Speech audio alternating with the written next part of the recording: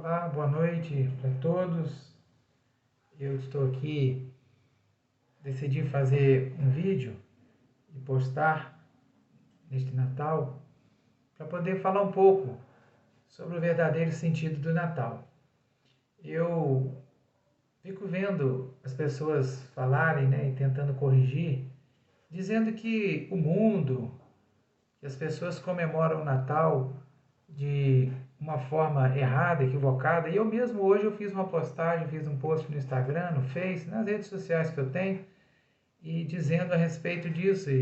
E lá eu escrevi que desconheço uma festa mais desfocada que a festa do Natal, porque o verdadeiro sentido do Natal passa longe. E essa é a grande verdade, né? A gente percebe que essa é a grande verdade. Então eu resolvi dar a minha contribuição, parar de falar que as pessoas não sabem, para poder dizer para as pessoas então o que é o verdadeiro sentido do Natal, dar essa contribuição minha e falar um pouco sobre o Natal, o sentido do Natal. Eu não quero aqui entrar no mérito da questão sobre se a data do Natal é essa, se é dia 25, se é dia 22, se é dezembro, se é setembro. É, eu não vim falar sobre isso aqui, certo? Eu não vim falar aqui sobre essas discordâncias que existem nesse sentido. O meu propósito aqui é partir de um ponto comum. E qual que é esse ponto comum? O ponto comum é que todo mundo reconhece e aceita que nessa data, né, que ficou convencionada de 25 de dezembro, comemora-se então é, o nascimento de Jesus. Esse é o ponto comum e é a partir daqui que eu quero seguir. Então, se esse é a data e é o verdadeiro sentido, é comemorado, né, o Natal, é aceito então qual é o sentido de Jesus ter nascido? Qual que é o quadro completo dessa história? Porque o Natal, ele faz parte de um quadro, ele é um momento da pintura de um quadro maior, porque o Natal faz parte, ele é um elemento da história da redenção, que é o nascimento, né? Temos a morte e temos a posterior ressurreição. E segue mais ainda a questão, né, dos fatos subsequentes da história que estão ainda por acontecer. Então, qual é o papel, né, vamos dizer assim, desse recorte da história maior, que é o Natal? Porque o Natal não é o todo da história. E se a gente for pensar, né, a obra da redenção não começa nem a partir do Natal, ela começa desde a eternidade, a mente de Deus, antes de criar todas as coisas, porque João no Apocalipse diz, e Pedro também diz em uma de suas cartas, que o Cordeiro Santo de Deus já havia sido imolado antes da fundação do mundo. Quer dizer, o Natal na mente de Deus já tinha acontecido, né? Porque para ele imolar o Cordeiro, ele já tinha entregue o Cordeiro ao mundo, e o Cordeiro tinha nascido e depois ele teria morto.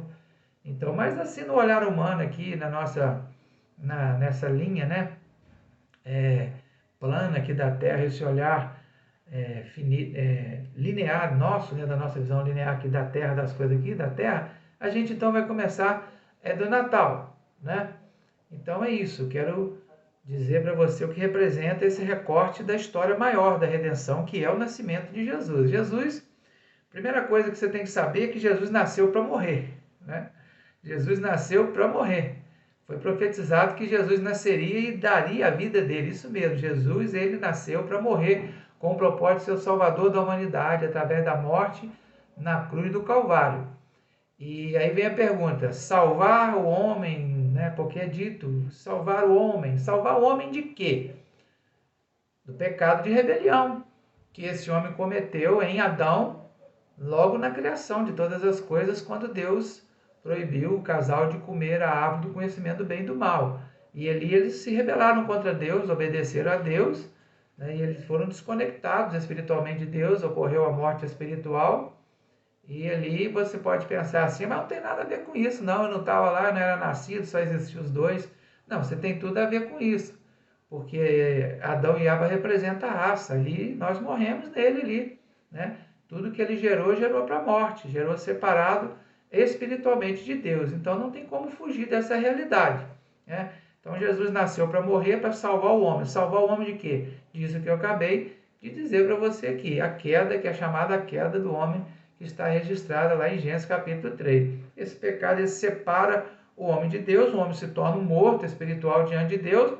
Esse relacionamento espiritual que havia entre Deus e o homem antes da queda, ele é rompido, e por conta do pecado de rebelião que Adão praticou, entrou a morte no mundo. Né? O pecado entra no mundo e o pecado gera morte, morte espiritual e a morte física também, que é a consequência da degradação da raça por conta do pecado. Né?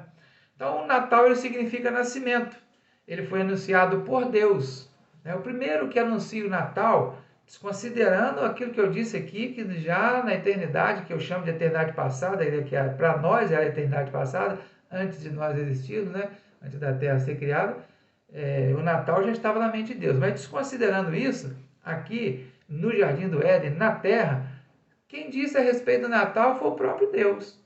Em Gênesis capítulo 3, versículo 15, após a queda, quando Deus chega ali junto do casal e Deus, né, dá a sentença para todos ali, amaldiçoa a terra, amaldiçoa a mulher, amaldiçoa o homem, né? Cada um recebe sua maldição, o homem vai comer, vai viver agora do suor do seu trabalho, as dores de parto da mulher seriam aumentadas, a semente ela rastejaria sobre a terra seria também, teria espinhos e abrolhos e tal. Ele não deixa a situação caótica, ele promete o Natal, ele diz que da semente da mulher, né, um descendente nasceria um que esmagaria a cabeça da serpente. E o Natal, ele está profetizando, é o nascimento de Jesus, né, de Jesus. O profeta Isaías também, já entrando já, né, para o registro da Sagrada Escritura, né, então a gente vê que cerca de 700 a 800 anos antes do nascimento de Jesus, o profeta Isaías ele profetiza o nascimento de Jesus. Ele diz lá em Isaías 7,14, né? Eis que a virgem conceberá e dará à luz um filho e chamará Emanuel, que é Deus conosco. E esse filho, Emanuel, ele nasce num curral, ele nasce, né, numa estrebaria, ele ali colocado naquela manjedoura, ele foi criado num lugar simples, que é chamado Nazaré, né? Mateus e Lucas, eles narram o nascimento de Jesus, os evangelhos narram a história de Jesus. E vemos que ele nasce num lugar simples, é criado num lugar simples. E esse menino, ele é criado em Nazaré, ele cresce, ele desenvolve, né, estatura, sabedoria, graça diante de Deus e dos homens, e ele inicia o seu ministério terreno por volta dos seus 30 anos de idade, um ministério que dura cerca de 3 a 3 anos e meio, e o ministério curto de apenas 3 anos a 3 anos e meio, foi o suficiente para esse Jesus que nasceu cumprir o seu propósito de vida, ser o Salvador da humanidade, através da sua morte na cruz do Calvário. E após 3 dias, que ele é sepultado, ele é ressuscitado. Jesus ele foi um homem-deus, e ao mesmo tempo ele foi Deus-homem. Ele era 100% homem, 100% Deus. Ele esvaziou-se, né, de si mesmo, ele assumiu a forma de servo, de homem, para salvar a humanidade, através da sua morte, que chamamos de morte substitutiva, porque ali ele nos substituiu, ali deveria estar eu, deveria estar você naquela cruz, pagando pelo nosso pecado de rebelião, que já nascemos com ele, herdados de Adão e Eva.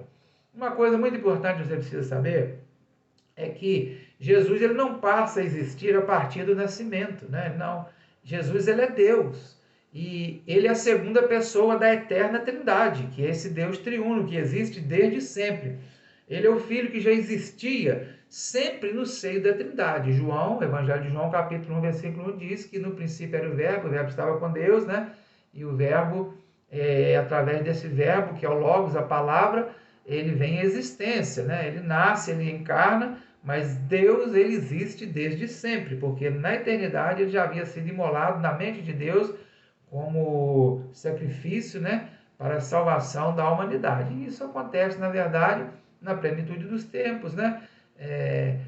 Que a gente chama de plenitude do tempo, quando o cenário da terra, da humanidade, tudo estava preparado para receber o Messias. Então ele vem de forma visível e é encarnado, mas ele existe desde sempre, ele apenas encarna. Ele, assim como Adão, ele foi criado sem pecado. Adão foi criado sem pecado. Depois da rebelião, o pecado entrou no mundo e corrompeu a natureza humana de Adão. Jesus também, para ele ser salvador da humanidade, né? ele teria que ser oferecido como um sacrifício santo, né? Um cordeiro santo, puro, sem mácula. Então ele tinha que nascer sem pecado, e sem pecado ele nasceu. Mas presta atenção no que eu vou dizer. Jesus não nasceu sem pecado porque Maria não tinha pecado, não. Maria era filha de Adão também. Ela nasceu com o pecado original, ela também necessita de um Salvador, ela mesma chamou, né? Minha alma se alegra em Deus, meu espírito, né? Se alegra, minha alma engrandece o Senhor, meu espírito se alegra em Deus, o meu Salvador. Então ela chama Deus de Salvador porque ela sabe que ela precisa, sabia que ela precisa de um Salvador. Jesus, ele nasceu sem pecado por causa do modo, da maneira sobrenatural como ele foi gerado. Ele é fruto de uma obra extraordinária, sobrenatural do Espírito Santo que foi gerado. Então Deus colocou no ventre de Maria, uma mulher cheia de graça, né? Não que ela emane graça, mas que Deus encontrou graça nela, porque quem tem graça é o Criador de todas as coisas, o Senhor da vida, Deus, Jesus, né? Maria foi uma serva na obra redentora ali, participando para gerar um fruto divino, uma semente divina sem mácula, uma semente divina que nasceu sem pecado em seu ventre. Então, ele nasce por conta dessa obra sobrenatural sem pecado. Jesus, ele sendo Deus, essa é a maravilha, né, de Jesus, da obra da cruz, do valor que nós devemos dar, né? Falar que dar valor a essa obra é muito pouco, sabe? Dizer que a gente tem dentro de nós um juízo a emitir sobre isso, uma opinião a dar sobre isso. Devemos nos calar e dentro de nós, for o íntimo, né, nos rebaixarmos ao menor nível possível para recebermos essa palavra, essa obra maravilhosa da cruz do Calvário, porque Jesus, ele é Deus. Ele sendo Deus, ele se faz homem, ele se faz como um de nós.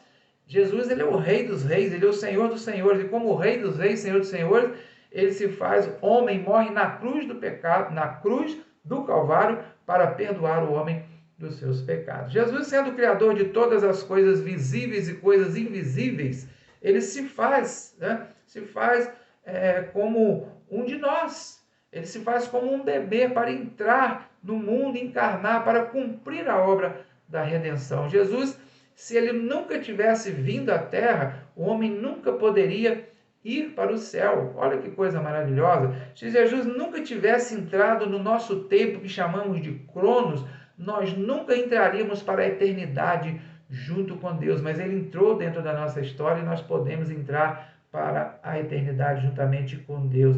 Se Jesus nunca tivesse se esvaziado de si, nós nunca seríamos cheios da glória de Deus. Se Jesus nunca tivesse sido humilhado, nós nunca seríamos glorificados, porque seremos glorificados. A obra da redenção, a salvação está dividida em 3 etapas: a justificação, a santificação e a glorificação. Na justificação eu fui salvo e liberto da pena do pecado. Agora na santificação estou sendo liberto do poder do pecado, e na glorificação eu serei liberto eternamente do ambiente do pecado, da corrupção, né? Então, na glorificação, Deus há de nos glorificar, mas isso porque Jesus foi humilhado. Eu serei exaltado por Deus a status de glorificação. Então, o Criador de todas as coisas, ele vem ao mundo. Se Jesus nunca tivesse pisado nas regiões mais baixas da terra, ou seja, sobre a terra, viesse à terra, nós nunca estaríamos assentados juntamente com Cristo nas regiões celestiais.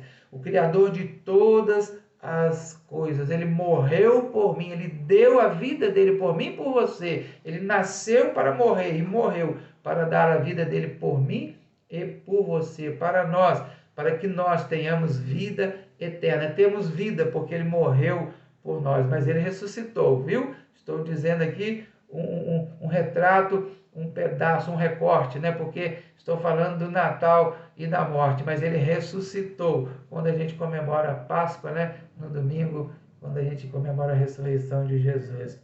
Então, o Criador de todas as coisas, ele vindo ao mundo de forma corpórea, encarnar, ele não entra, né? Ele não encontra no mundo um lugar para nascer. O Criador, quando ele está vindo ao mundo e ele vai entrar na nossa história, ele vai encarnar, né? Ele não encontra junto aos homens um lugar para ele nascer. A rejeição de Jesus, ela já começa mesmo antes dele nascer, Antes do mundo ver o rosto de Jesus, o mundo já começa a rejeitar, o mundo já rejeita Jesus, não há lugar para Jesus nascer. Mas o profeta Isaías, ele falou também sobre isso, sobre essa rejeição. Disse que ele era o mais rejeitado entre os homens. E eu digo para você uma coisa, meu amigo, minha amiga, você que está me ouvindo, que rejeitar Jesus é rejeitar a única solução possível para o homem ter uma volta, né, a relação espiritual, ou ter a sua relação espiritual restaurada junto a Deus. Apenas Jesus. Rejeitar Jesus é rejeitar essa possibilidade. Rejeitar Jesus é rejeitar a porta de entrada para o céu. Rejeitar Jesus é porque ele mesmo falou sua porta, né? Que entrar por ele, nós temos que entrar por Jesus. Rejeitar Jesus é rejeitar a única salvação possível, porque as religiões, elas, né, são invenções humanas, mas Jesus foi Deus que enviou Jesus para nos religar juntamente com ele. Então hoje é Natal, hoje é nascimento, Jesus, comemoramos o nascimento de Jesus. Aceitar Jesus é nascer de novo, você sabia?